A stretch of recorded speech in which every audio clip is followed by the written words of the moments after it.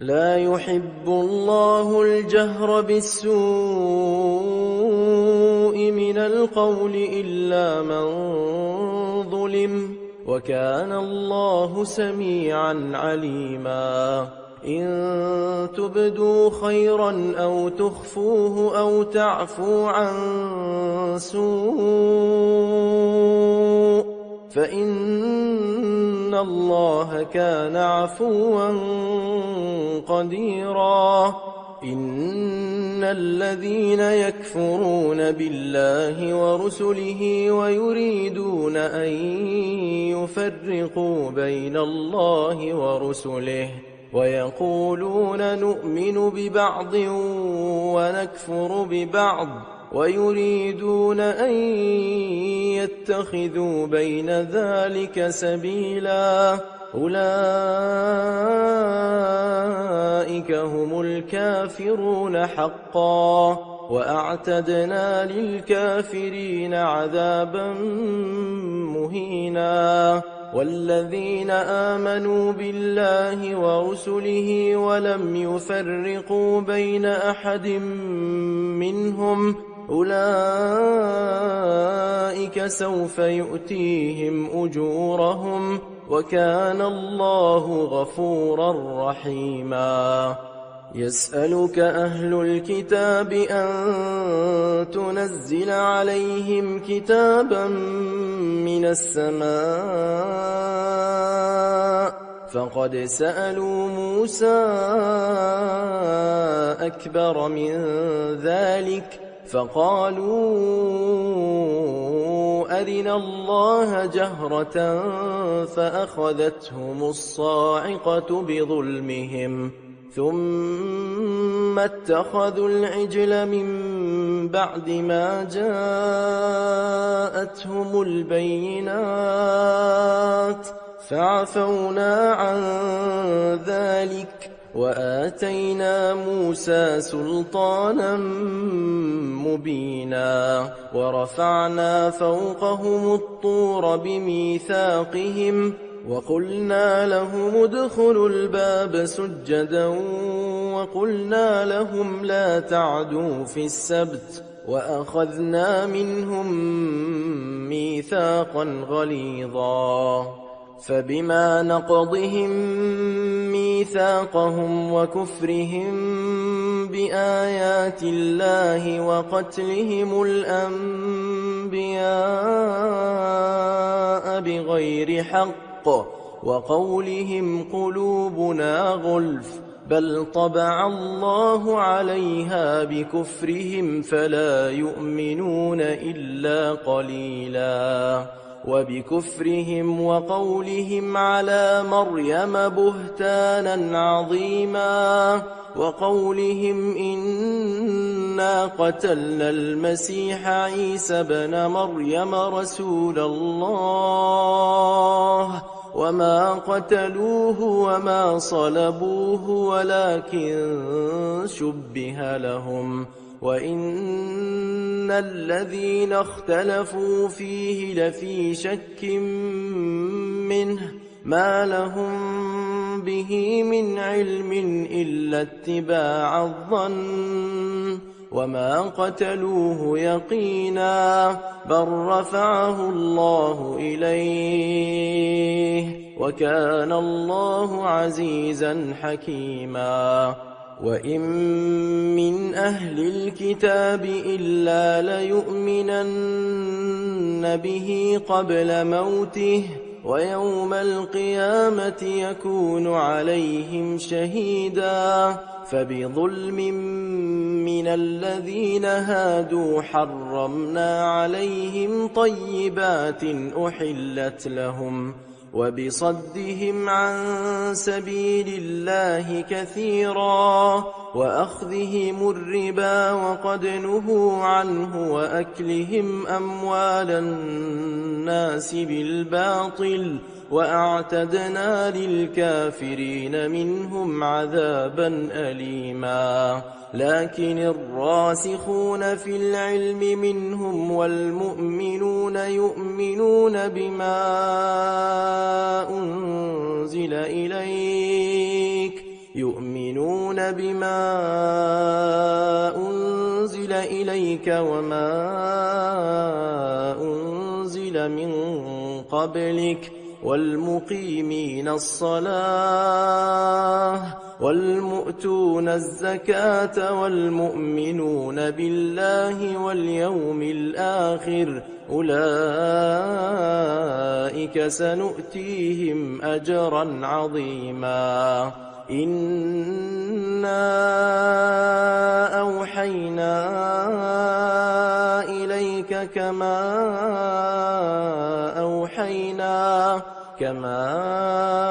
أوحينا إلى نوح والنبيين من بعده وأوحينا إلى إبراهيم وإسماعيل وإسحاق ويعقوب والأسباط وعيسى وأيوب ويونس وهارون وسليمان وآتينا داود زبورا ورسلا قد قصصناهم عليك من قبل ورسلا لم نقصصهم عليك وكلم الله موسى تكليما رسلا مبشرين ومنذرين لئلا يكون للناس على الله حجة بعد الرسل وكان الله عزيزا حكيما لكن الله يشهد بما أنزل إليك أنزله بعلمه والملائكة يشهدون وكفى بالله شهيدا إن الذين كفروا وصدوا عن سبيل الله قد ضلوا ضلالا بعيدا إن الذين كفروا وظلموا لم يكن الله ليغفر لهم ولا ليهديهم طريقا إلا طريق جهنم خالدين فيها أبدا وكان ذلك على الله يسيرا يا أيها الناس قد جاءكم الرسول بالحق من ربكم فآمنوا خيرا لكم وإن تكفروا فإن لله ما في السماوات والأرض وكان الله عليما حكيما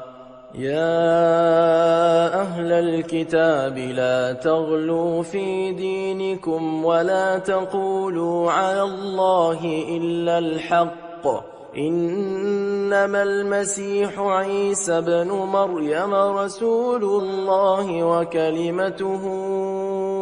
ألقاها إلى مريم وروح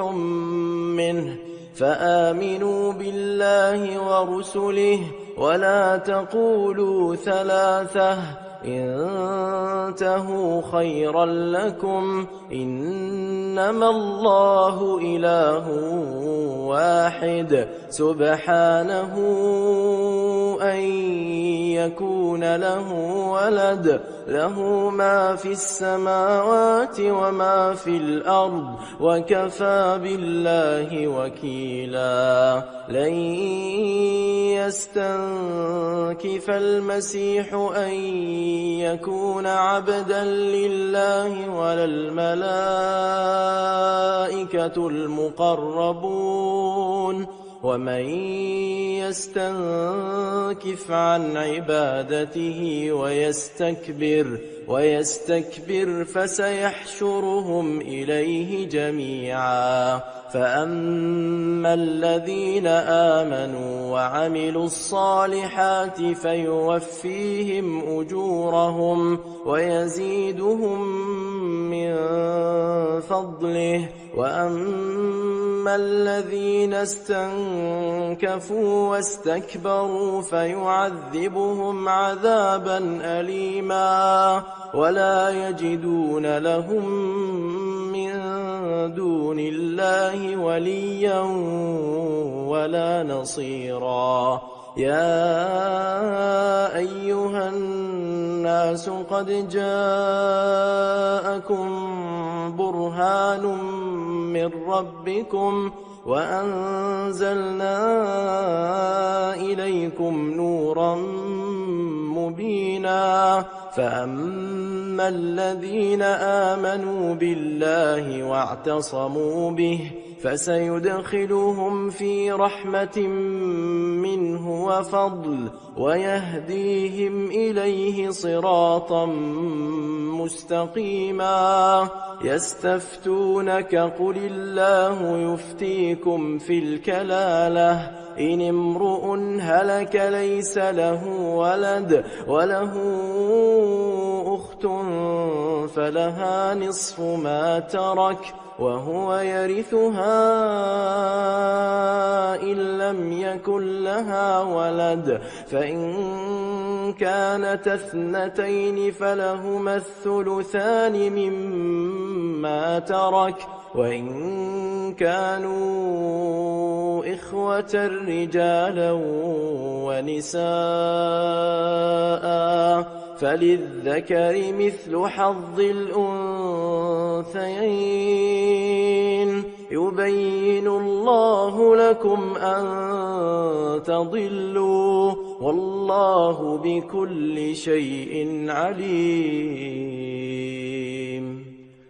بسم الله الرحمن الرحيم. يا أيها الذين آمنوا أوفوا بالعقود. أحلت لكم بهيمة الأنعام إلا ما يتلى عليكم غير محل الصيد وأنتم حرم. إن الله يحكم ما يريد. يا أيها الذين آمنوا لا تحلوا شعائر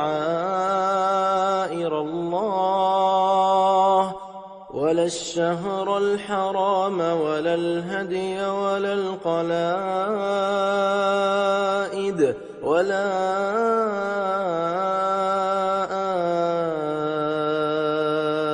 آمين البيت الحرام يبتغون فضلا من ربهم ورضوانا. وإذا حللتم فاصطادوا ولا يجرمنكم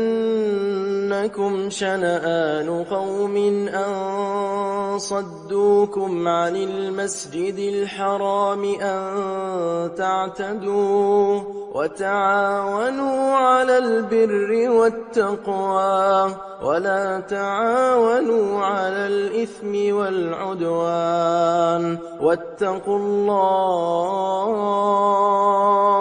إن الله شديد العقاب. حرمت عليكم الميتة والدم ولحم الخنزير وما أهل لغير الله به والمنخنقة والموقوذة والمتردية والنطيحة وما أكل السبع إلا ما ذكيتم وما ذبح على النصب وأن تستقسموا بالأزلام ذلكم فسق. اليوم يئس الذين كفروا من دينكم فلا تخشوهم واخشون. اليوم أكملت لكم دينكم وأتممت عليكم نعمتي ورضيت لكم الإسلام دينا. فمن اضطر في مخمصة غير متجانف لإثم فإن الله غفور رحيم. يسألونك ماذا أحل لهم قل أحل لكم الطيبات وما علمتم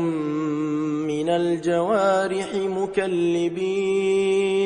مكلبين تعلمونهن مما علمكم الله فكلوا مما أمسكن عليكم واذكروا اسم الله عليه واتقوا الله إن الله سريع الحساب. اليوم أحل لكم الطيبات وطعام الذين أوتوا الكتاب حل لكم وطعامكم حل لهم والمحصنات من المؤمنات والمحصنات من الذين أوتوا الكتاب من قبلكم إذا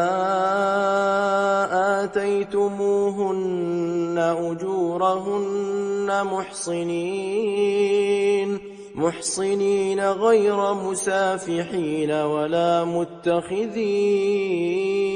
أخدان ومن يكفر بالإيمان فقد حبط عمله وهو في الآخرة من الخاسرين. يا أيها الذين آمنوا إذا قمتم إلى الصلاة فاغسلوا وجوهكم وأيديكم إلى المرافق وامسحوا برؤوسكم وأرجلكم إلى الكعبين وإن كنتم جنبا فاطهروا وإن كنتم مرضى أو على سفر أو جاء أحد منكم من الغائط أو لامستم النساء فلم تجدوا ماء فتيمموا صعيدا طيبا فامسحوا بوجوهكم وأيديكم منه ما يريد الله ليجعل عليكم من حرج ولكن يريد ليطهركم وليتم نعمته عليكم لعلكم تشكرون. واذكروا نعمة الله عليكم وميثاقه الذي واثقكم به إذ قلتم سمعنا وأطعنا واتقوا الله إن الله عليم بذات الصدور. يا أيها الذين آمنوا كونوا قوامين لله شهداء بالقسط ولا يجرمنكم شنآن قوم على ألا تعدلوا اعدلوا هو أقرب للتقوى واتقوا الله إن الله خبير بما تعملون وعد الله الذين آمنوا وعملوا الصالحات لهم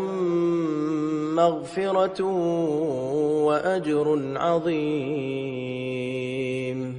والذين كفروا وكذبوا بآياتنا أولئك أصحاب الجحيم يا أيها الذين آمنوا اذكروا نعمة الله عليكم إذ هم قوم أن يبسطوا إليكم أيديهم فكف أيديهم عنكم واتقوا الله وعلى الله فليتوكل المؤمنون ولقد أخذ الله ميثاق بني إسرائيل وبعثنا منهم 12 نقيبا وقال الله إني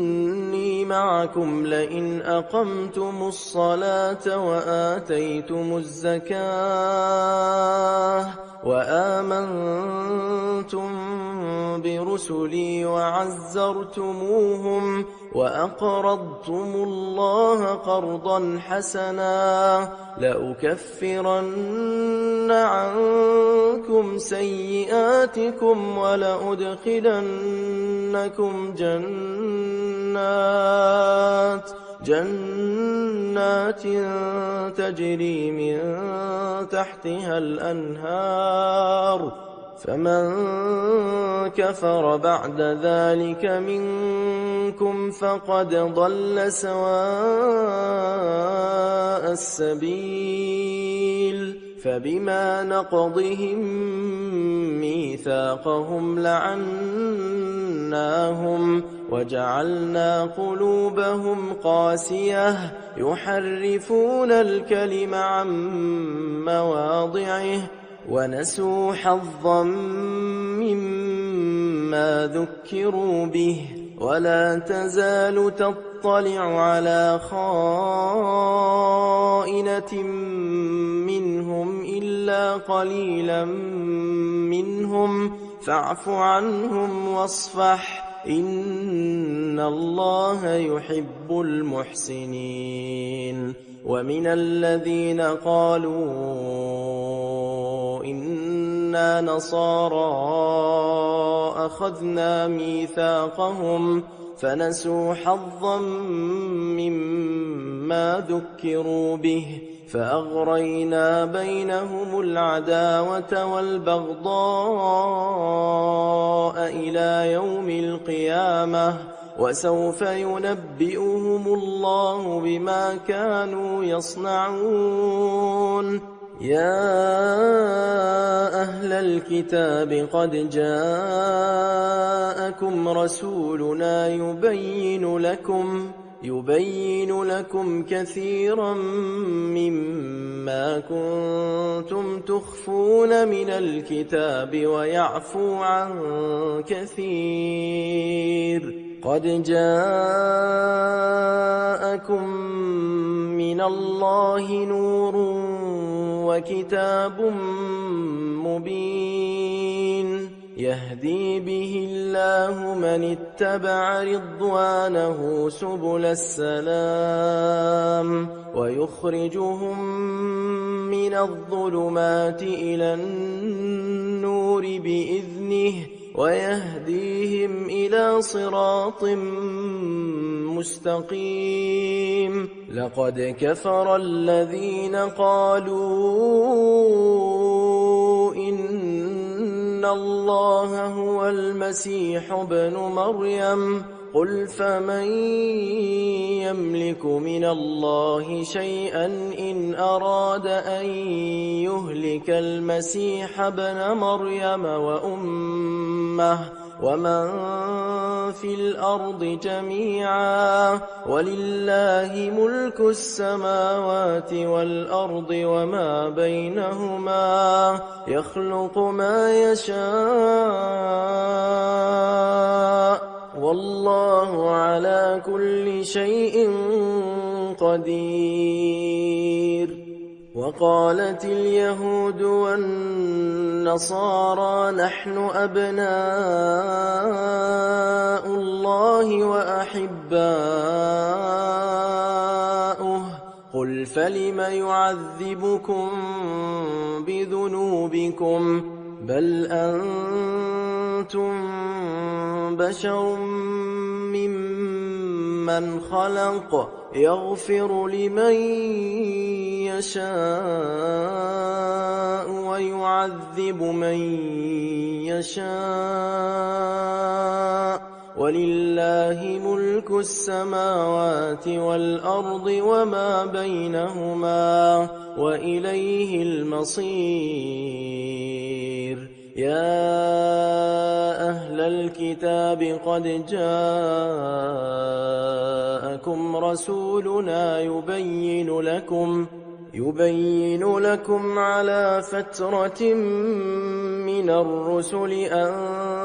تقولوا ما جاءنا من بشير ولا نذير فقد جاءكم بشير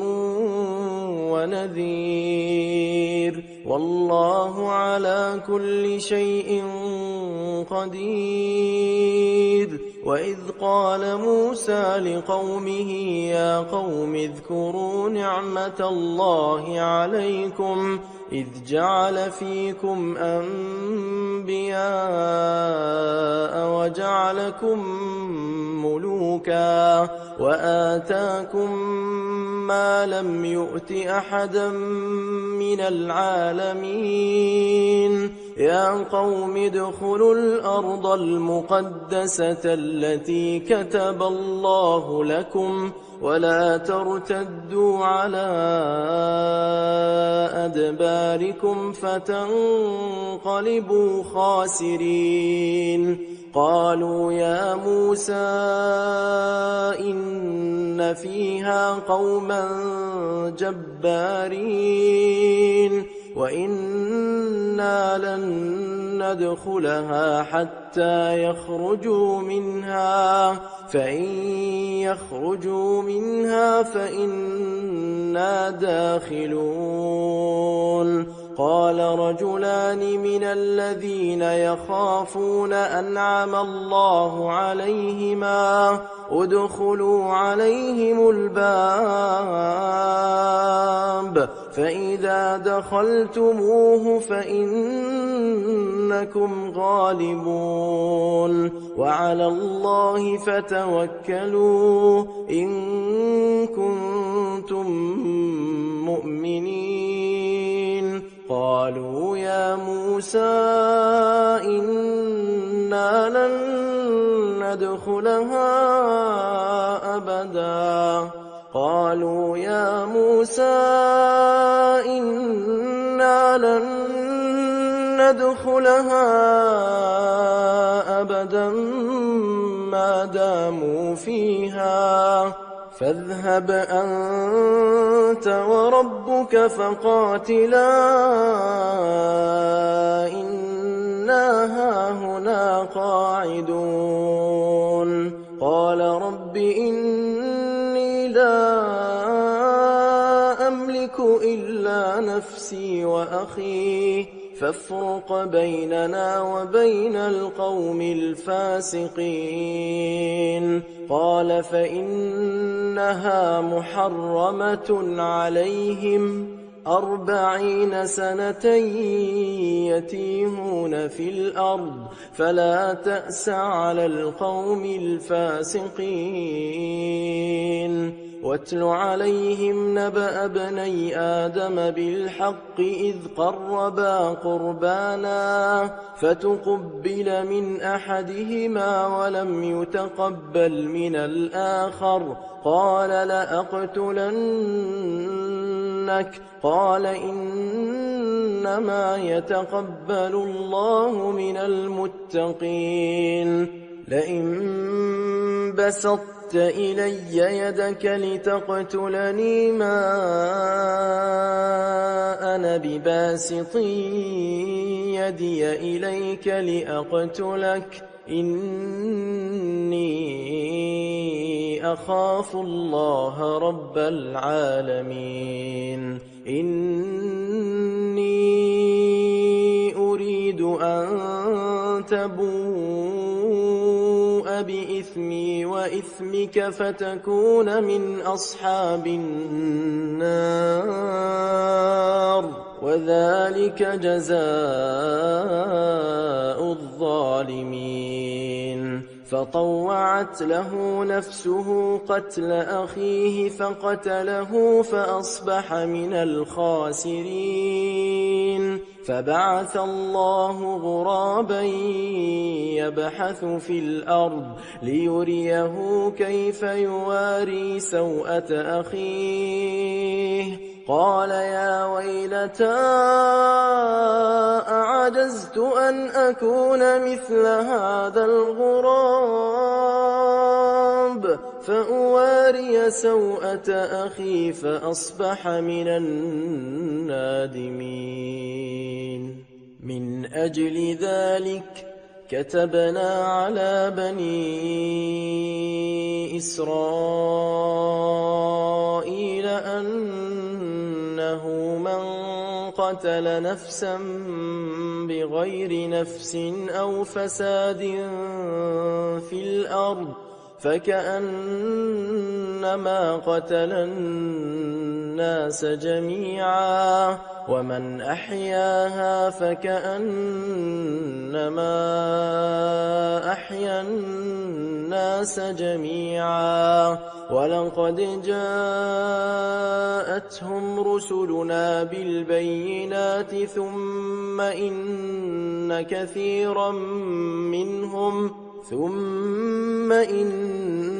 كثيرا منهم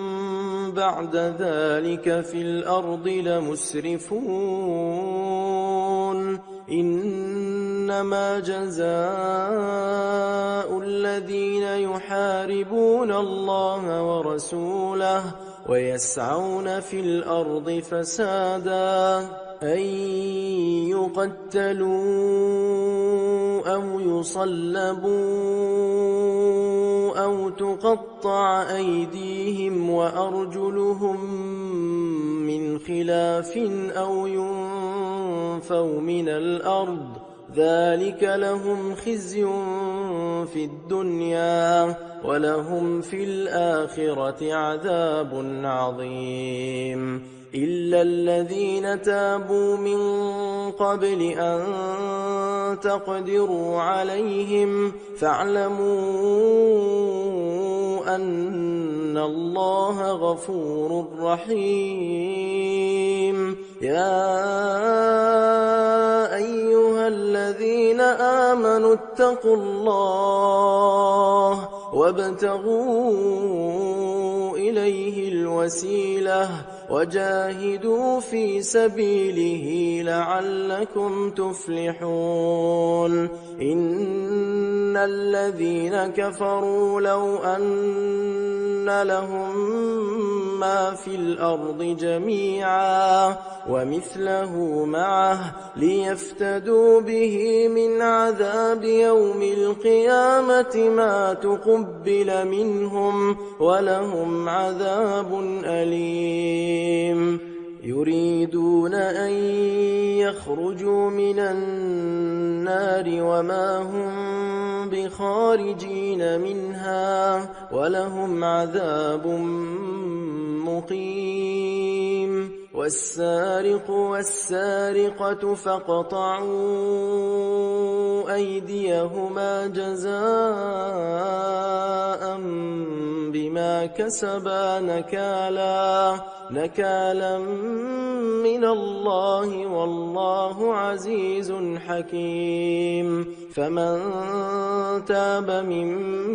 بعد ظلمه وأصلح فإن الله يتوب عليه إن الله غفور رحيم ألم تعلم أن الله له ملك السماوات والأرض يعذب من يشاء ويغفر لمن يشاء والله على كل شيء قدير يا أيها الرسول لا يحزنك الذين يسارعون في الكفر من الذين قالوا آمنا بأفواههم ولم تؤمن قلوبهم ومن الذين هادوا سماعون للكذب سماعون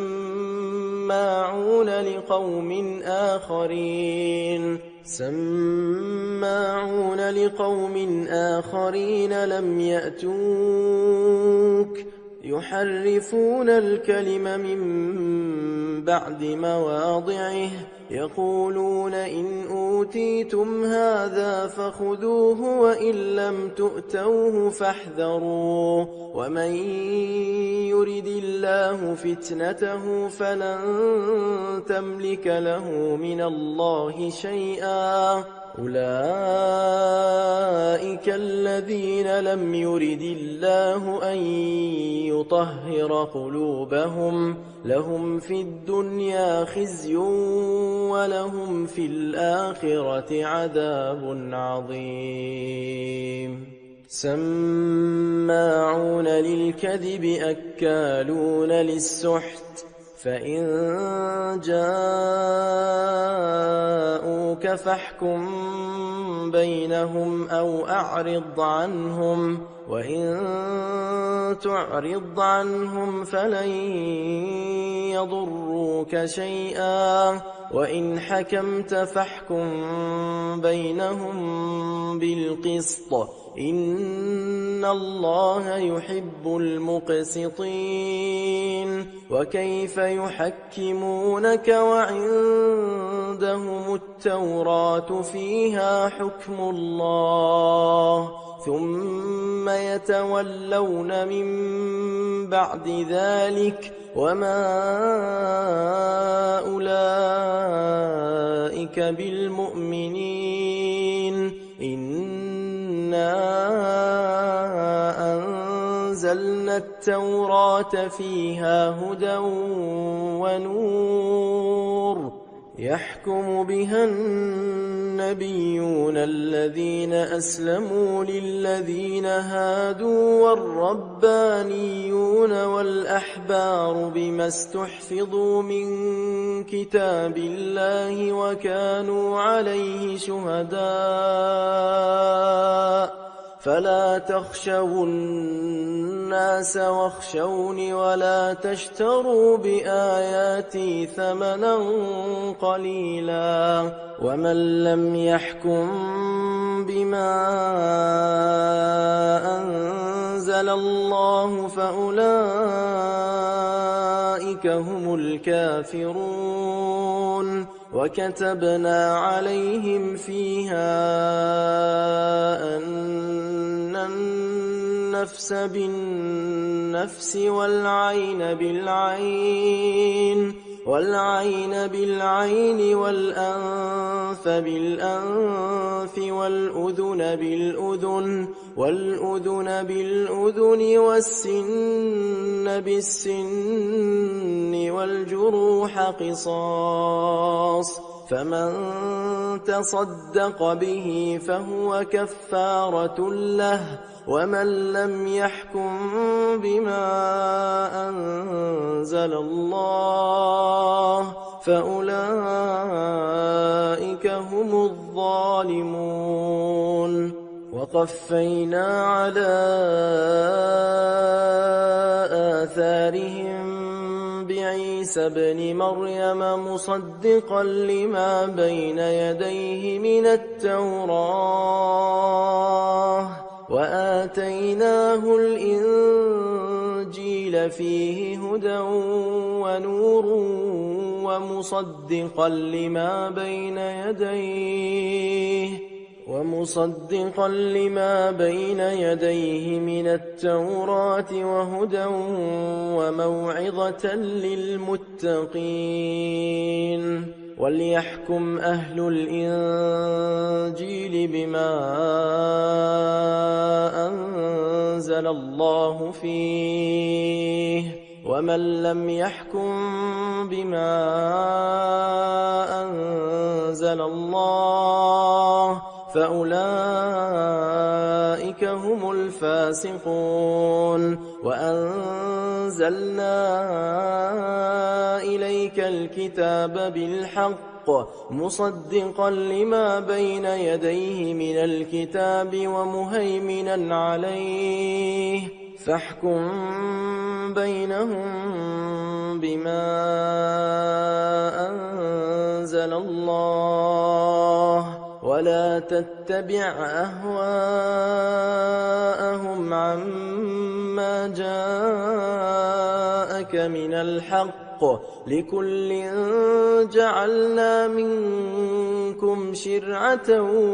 ومنهاجا، ولو شاء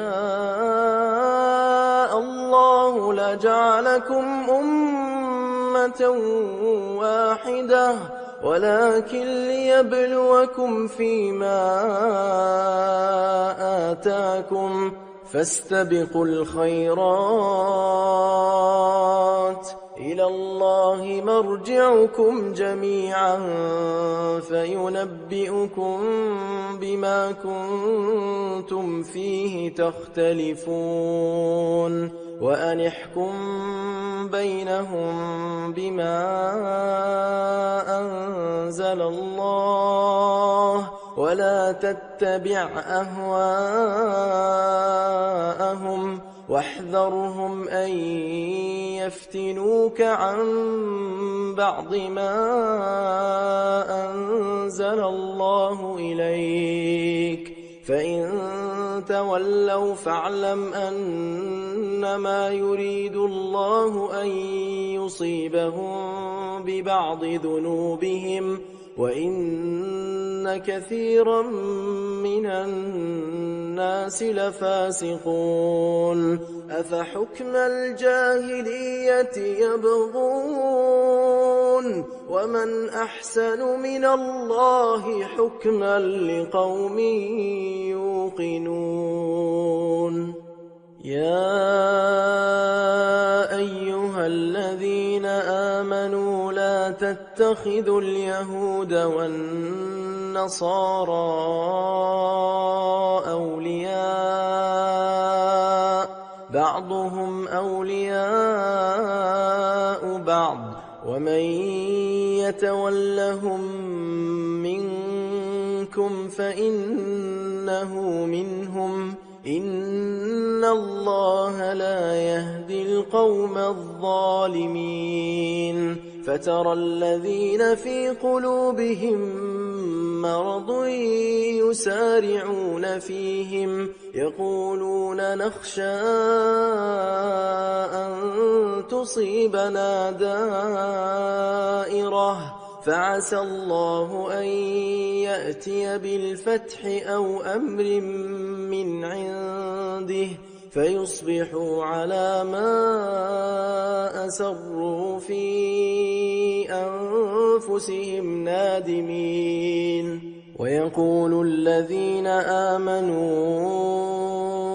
أهؤلاء الذين أقسموا بالله جهد أيمانهم إنهم لمعكم حبطت أعمالهم فأصبحوا خاسرين. يا أيها الذين آمنوا من يرتد منكم عن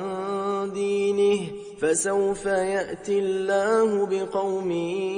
يحبهم ويحبونه أذلة على المؤمنين أعزة على الكافرين يجاهدون في سبيل الله ولا يخافون لومة لائم ذلك فضل الله يؤتيه من يشاء والله واسع عليم. إنما وليكم الله ورسوله والذين آمنوا الذين يقيمون الصلاة ويؤتون الزكاة وهم راكعون. ومن يتول الله ورسوله والذين آمنوا فإن حزب الله هم الغالبون. يا أيها الذين آمنوا لا تتخذوا الذين اتخذوا دينكم هزوا ولعبا من الذين أوتوا الكتاب من قبلكم والكفار أولياء واتقوا الله إن كنتم مؤمنين. وإذا ناديتم إلى الصلاة اتخذوها هزوا ولعبا ذلك بأنهم قوم لا يعقلون. قل يا أهل الكتاب هل تنقمون منا إلا أن آمنا بالله وما أنزل إلينا وما أنزل من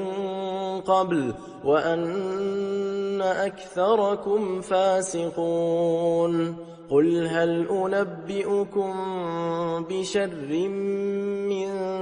ذلك مثوبة عند الله من لعنه الله وغضب عليه وجعل منهم القردة والخنازير وعبد الطاغوت أولئك شر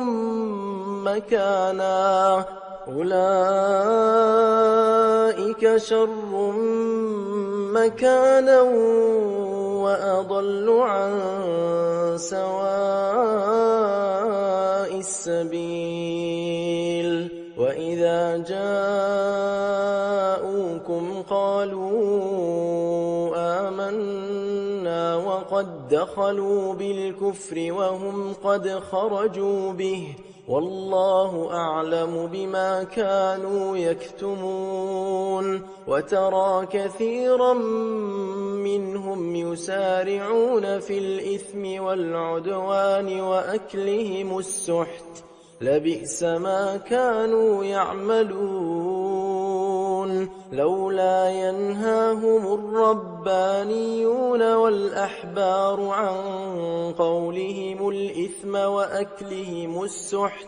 لبئس ما كانوا يصنعون. وقالت اليهود يد الله مغلولة غلت أيديهم ولعنوا بما قالوا بل يداه مبسوطتان ينفق كيف يشاء وليزيدن كثيرا منهم ما أنزل إليك من ربك طغيانا وكفرا وألقينا بينهم العداوة والبغضاء إلى يوم القيامة كلما أوقدوا نارا للحرب أطفأها الله ويسعون في الأرض فسادا والله لا يحب المفسدين ولو أن أهل الكتاب آمنوا واتقوا لكفرنا عنهم سيئاتهم ولأدخلناهم جنات النعيم ولو أنهم أقاموا التوراة والإنجيل وما أنزل إليهم من ربهم لأكلوا من فوقهم ومن تحت أرجلهم منهم أمة مقتصدة وكثير منهم ساء ما يعملون يا أيها الرسول بلغ ما أنزل إليك من ربك وإن لم تفعل فما بلغت رسالته والله يعصمك من الناس إن الله لا يهدي القوم الكافرين قل يا أهل الكتاب لستم على شيء حتى تقيموا التوراة والإنجيل وما أنزل إليكم من ربكم وليزيدن كثيرا منهم ما أنزل إليك من ربك طغيانا وكفرا فلا تأس على القوم الكافرين إن الذين آمنوا والذين هادوا والصابئون والنصارى من آمن بالله واليوم الآخر وعمل صالحا فلا خوف عليهم ولا هم يحزنون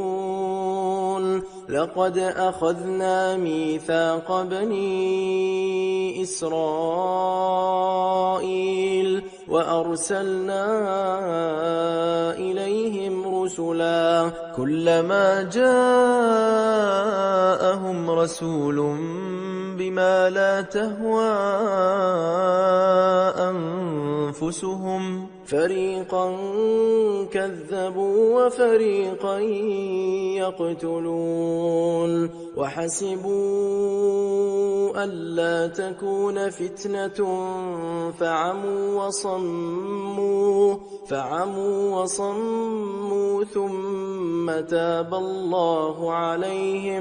ثم تاب الله عليهم ثم عموا وصموا كثير منهم والله بصير بما يعملون لقد كفر الذين قالوا إن الله هو المسيح ابن مريم وقال المسيح يا بني إسرائيل اعبدوا الله ربي وربكم إنه من يشرك بالله فقد حرم الله عليه الجنة ومأواه النار وما للظالمين من أنصار لقد كفر الذين قالوا إن الله ثالث ثلاثة وما من إله إلا إله واحد وإن لم ينتهوا عما يقولون ليمسن الذين كفروا منهم عذاب أليم أفلا يتوبون إلى الله ويستغفرونه والله غفور رحيم ما المسيح ابن مريم إلا رسول قد خلت من قبله الرسل وأمه صديقة كانا يأكلان الطعام انظر كيف نبين لهم الآيات ثم انظر أنى يؤفكون قل أتعبدون من دون الله ما لا يملك لكم ضرا ولا نفعا والله هو السميع العليم قل يا أهل الكتاب لا تغلوا في دينكم غير الحق ولا تتبعوا أهواء قوم قد ضلوا من قبل وأضلوا كثيرا وضلوا عن سواء السبيل لعن الذين كفروا من بني إسرائيل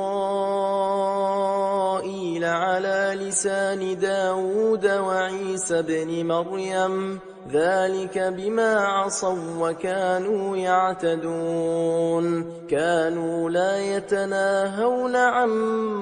منكر فعلوه لبئس ما كانوا يفعلون ترى كثيرا منهم يتولون الذين كفروا لبئس ما قدمت لهم أنفسهم أن سخط الله عليهم وفي العذاب هم خالدون ولو كانوا يؤمنون بالله والنبي وما أنزل إليه ما اتخذوهم أولياء ولكن كثيرا منهم فاسقون لتجدن أشد الناس عداوة للذين آمنوا اليهود والذين أشركوا ولتجدن أقربهم مودة للذين آمنوا الذين قالوا إنا نصارى ذلك بأن منهم قسيسين ورهبانا وأنهم لا يستكبرون